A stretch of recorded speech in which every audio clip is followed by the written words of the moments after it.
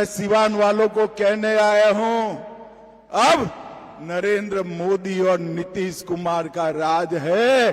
100 शहाबुद्दीन आ जाए, किसी का बाल बांका नहीं हो सकता। नमस्कार, द देसी अड्डा पर आपका स्वागत है। मैं हूं राकेश तिवारी। देखिए, जिस भूमि पर आकर गृह मंत्री अमित शाह ने ये कहकर चले गए कि 100 शहाबुद्दीन भी आ जाएंगे लेकिन सिवान के लोगों का बाल बाका अब नहीं कर पाएंगे, उसी सिवान की भूमि पर महासंग्राम छिड़ा है। ये महासंग्राम है विधानसभा चुनाव का।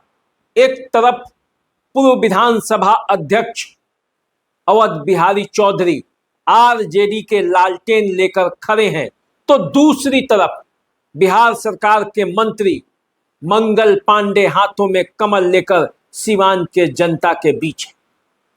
अब इन दोनों के बीच जो इस बार दिलचस्प लड़ाई है, वही सिवान की राजनीतिक जमीन को यह दिखाता है कि सिवान हमेशा से सुर्खियों में रहता है। देखिए, इस विधानसभा चुनाव में सिवान एक बार फिर से सुर्खियों में है, और सुर्खियों में है तो इसकी चर्चा करनी जरूरी है कि अंतिम समय में जब अब चुनाव कुछ दिन ही बचे हैं, तो सिवान में क्या चुनावी माहौल है, सिवान का इतिहास क्या कहता है और सिवान का भूगोल क्या कहता है, और जो आने वाला भविष्य है उसकी तस्वीर सिवान में क्या होने वाला है। देखिए, सिवान में लड़ाई तो जबरदस्त होती है, और पिछले कुछ वर्षों से देखें तो जिस तरह से बीजेपी ने सिवान में आरजेडी का जो गढ़ था उसको धक्का देकर तोड़ा था, उस पर ब्रेक 2020 में लगा, जब फिर से अवध बिहारी चौधरी विधायक बन गए, ओम प्रकाश यादव को मामूली वोटों के अंतर से पराजित करके। देखिए, जब 2020 की लड़ाई चल रही थी तो ओम प्रकाश यादव को 74,812 मत मिल पाए, जबकि अवध बिहारी चौधरी 76,785 मत लाने में सफल हुए और 1973 मतों से ओम प्रकाश यादव को पराजित कर दिया। दोनों आपस में समधी, और जब दोनों आपस में समधी हैं तो जब दो समधियों के बीच विधानसभा का संघर्ष हुआ तो उसमें भाजपा वाले समधी पराजित हो।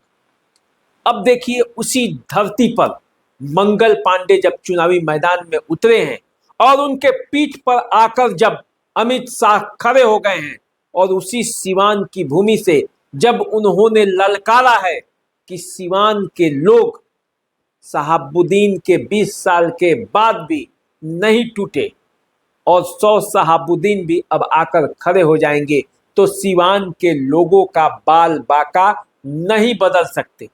तो क्या ये उनका बयान सिवान विधानसभा क्षेत्र की जो राजनीति है और जो संघर्ष है उसको पलटने वाला है? अब क्या होगा ये तो बाद में हम चर्चा करेंगे, लेकिन उससे पहले जरा सिवान विधानसभा क्षेत्र के अतीत के पन्ने को खंगालते हैं और देखते हैं कि सिवान में हुआ क्या था। जब सिवान विधानसभा अस्तित्व में आया तो 1952 से लेकर और 2020 तक का क्या इतिहास रहा है, जरा एक बार जानना और समझना जरूरी है। और मौजूदा हालात में जो नए परिसीमन के बाद 2010 में जो हुआ था, सिवान कहाँ खड़ा है। देखिए, नए परिसीमन के बाद सिवान में सिवान नगर परिषद का पूरा क्षेत्र है, सिवान प्रखंड की सभी जो है पंचायतें हैं वो सब है। इसके अलावा बरहरिया प्रखंड के लकड़ी पकड़ी और लकड़ी दरगाह, कैलगढ़ उत्तर और कैलगढ़ दक्षिण, सुंदरपुर और हथगाई पंचायत शामिल है। देखिए, इसी को मिलाकर सिवान विधानसभा क्षेत्र बना है। 1952 में पहली बार यहाँ से शंकरनाथ राम बसावन राम जो है वो कांग्रेस के प्रत्याशी बनकर उतरे और वो जीते। 57 में गजाधर प्रसाद श्रीवास्तव यहाँ से जीते। 59 में एस देवी यहाँ से जीती थी। 1962 में पहली बार जनसंघ के टिकट पर यहाँ से जनार्दन तिवारी जीते। इसीलिए कहा जाता है कि सिवान जनार्दन तिवारी की भी भूमि है, और उन्हीं के जो पोता हैं राहुल तिवारी आजकल भाजपा के जिलाध्यक्ष हैं।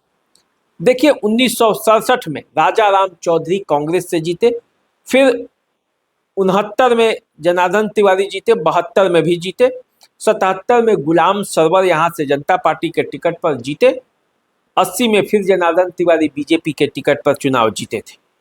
और जब 85 का समय आया तो 85 में पहली बार यही अवध बिहारी चौधरी चुनाव जीते और 85 से लेकर लगातार 2005 तक अवध बिहारी चौधरी सिवान की धरती से जीतते रहे। 2005 के नवंबर से यहां से व्यासदेव प्रसाद चुनावी मैदान में जब उतरे तो जीते और लगातार 3 बार विधायक रहे। 2020 में फिर से अवध बिहारी चौधरी यहां से जीत गए, निवर्तमान में वही विधायक। अब देखिए जब चुनावी रण क्षेत्र में जब योद्धा उतरने वाले थे तो कई तरह की बातें हुई। जीवन यादव आरजेडी से प्रत्याशी हो जाएंगे, कौन हो जाएगा, क्या होगा, लेकिन जो सच में तस्वीर उभरी उसमें अवध बिहारी चौधरी बाजी मारे। पूरे सिवान जिला में एक अवध बिहारी चौधरी ही ऐसे हैं जिसे राजद ने रिपीट किया, वरना 4 प्रत्याशी तो उसने बदल डाला। 3 विधायकों का टिकट भी कट गया इसी में, लेकिन सिवान का जो किला था अवध बिहारी चौधरी का वो बचा रहा। अब देखिए एक बार समझ लीजिए कि इसी सिवान से कौन कौन चुनावी मैदान में है। अवध बिहारी चौधरी तो लालटेन लेकर खड़े ही हैं, मंगल पांडे कमल के साथ खड़े हैं, मोहम्मद कैफ उर्फ बंटी जो है वो AIMIM के झंडे के नीचे पतंग छाप लेकर मैदान में खड़े हैं और कह रहे हैं कि यदि हम राजद में होते तो झंडा ढोते रह जाते, टिकट नहीं मिलता। AIMIM ने मुझे इज्जत बख्शा है तो उस इज्जत का जो है वो कर्ज जो उन पर है उसको चुकाएंगे। कुमार गौरव बंटी मंगल पांडे के खिलाफ लगातार बोल रहे हैं, वो चुनावी मैदान में है। इंतखाब अहमद जनसुराज के उम्मीदवार के तौर पर सिवान से उतरे हैं। इनके अलावे सबको मिलाकर कुल 13 प्रत्याशी सिवान के चुनावी मैदान में डटे हैं। अब देखिए चुनाव जैसे जैसे नजदीक आ रहा है, सिवान में गर्मी हो रही है और ये गर्मी कोई मौसम की गर्मी नहीं है, ये गर्मी है राजनीति की। और इस राजनीति की गर्मी में दोनों पक्ष अपने अपने मतदाताओं पर डोरा डाल रहा।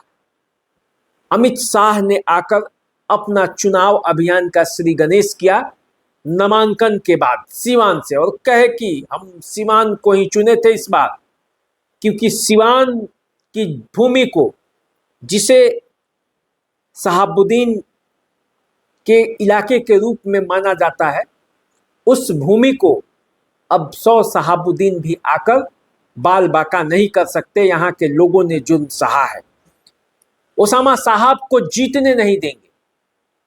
अमित शाह ये ऐलान करके सिवान से गए हैं। अब सिवान के लोगों को ये तय करना है कि वो अमित शाह के साथ जाते हैं या अवध बिहारी चौधरी के साथ होते हैं, क्योंकि अमित शाह ने तो लालू यादव और तेजस्वी यादव राबड़ी देवी के जो शासनकाल है उस पर भी कई सवाल उठाए, जंगल राज को याद दिलाया इसी सिवान की भूमि पर और बताया कि जंगल राज जब था तो सिवान में क्या होता था। अब देखिए अब तो शहाबुद्दीन इस दुनिया में है नहीं, ओसामा साहब रघुनाथपुर से चुनावी मैदान में है, लेकिन सिवान की धरती पर सबसे बड़ी जंग छिड़ी हुई और सबसे बड़ी जंग में आरजेडी के सबसे बुजुर्ग और सबसे अनुभवी नेता अवध बिहारी चौधरी मैदान में है।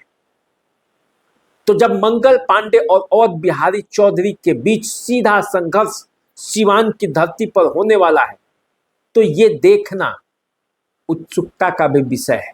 देखिए हमारे यहाँ कहा जाता है कि जब चुनाव शुरू होता है तो लोग इसे महापर्व की तरह मनाते हैं। छठ का महापर्व तो है ही, लेकिन इस लोकतंत्र के महापर्व में जिस तरह से नेताओं की एंट्री हो रही है और जिस तरह से मतदाता बाहर से भी जो आए वो भी अपना प्रभाव, अपना बात, अपना जो पक्ष है वो सामने रख रहे हैं, वो माहौल को गर्म किए हुए। तो देखिए सिवान की भूमि पर क्या होगा जब टुन्ना जी पांडे भी अब एनडीए के तरफ आ गए हैं। जितेंद्र स्वामी जो कि उसी सिवान जिले के रेनुआ गांव के रहने वाले हैं, उनके पिता उमाशंकर सिंह, स्वर्गीय उमाशंकर सिंह सांसद रहे हैं महाराजगंज से 77 से लेकर 2000 तक लगातार वो विधायक रहे। 95 में एक बार बीच में एक बार बैजनाथ पांडे महाराजगंज से जीते थे। तो सबका प्रभाव है और जितेंद्र स्वामी ने ये ऐलान कर दिया है कि अब वो लालू राबड़ी के साथ तो रहेंगे नहीं। वो अवध बिहारी चौधरी और हिना साहब इन दोनों के बारे में भी बयान दिया है और उस बयान के बाद सिवान की राजनीति में हलचल भी है। तो देखिए क्या होता है सिवान के उस रंगभूमि में जो कभी चर्चा में रहता था शहाबुद्दीन के कारण। अब शहाबुद्दीन नहीं है लेकिन उनकी चर्चा कम नहीं हुई। सिवान की धरती पर उन्हीं की चर्चा हो रही है। इस चुनाव में भी, लोकसभा चुनाव में भी उन्हीं की चर्चा हो रही थी, इस चुनाव में भी उन्हीं की चर्चा हो रही। तो देखिए सिवान में हर तरह के मतदाता हैं, हर तरह के जातियों के मतदाता हैं। मुस्लिम, यादव अच्छा खासा संख्या है दोनों का। वैश्य समुदाय का भी अच्छा खासा वोट है, ब्राह्मणों का भी वोट है, अन्य जातियों का भी वोट है, अति पिछड़ों का वोट है। तो देखिए जो सिवान का पूरा माहौल है वो अभी और बदलेगा। सिवान में ऑपरेशन कमल भी चला हुआ है और ऑपरेशन कमल के बाद मनोज सिंह, ओम प्रकाश यादव, इस तरह से जितने भी बगावती नेता थे जो बीजेपी के खेमे के थे, जदयू के खेमे के थे, वो सब सरेंडर कर चुके हैं और सरेंडर करके अब मंगल पांडे के साथ हैं।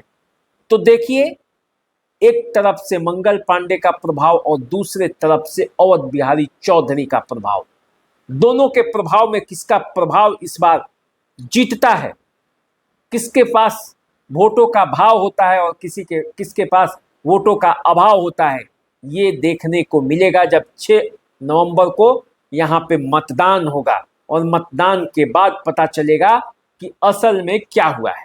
लेकिन इस बीच भी समीकरण बनेंगे और बिगड़ेंगे और जैसे बनेंगे और बिगड़ेंगे तो हम आपके बीच आएंगे और आपको सिवान विधानसभा क्षेत्र के बारे में पूरी जानकारी भी बताएंगे। तो आप हमारे साथ बने रहिए, देखते रहिए द देसी अड्डा। चैनल को सब्सक्राइब कर लीजिए, फेसबुक इंस्टाग्राम पर हमें फॉलो कीजिए। अभी दीजिए इजाजत, नमस्कार।